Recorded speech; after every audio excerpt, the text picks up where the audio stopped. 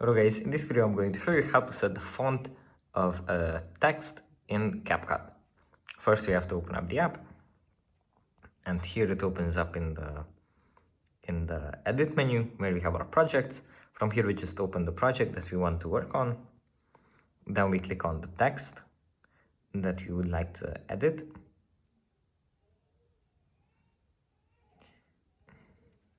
It should work. I don't know, for some reason it doesn't.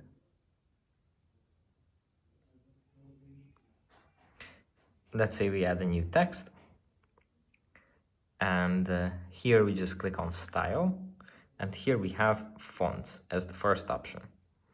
And here we can just select the one that we like, for example this brief one, and then we can just click on OK to save it, and here we have the text. That's it for this video. I hope it was helpful for you guys, and I'll see you in the next one. Bye.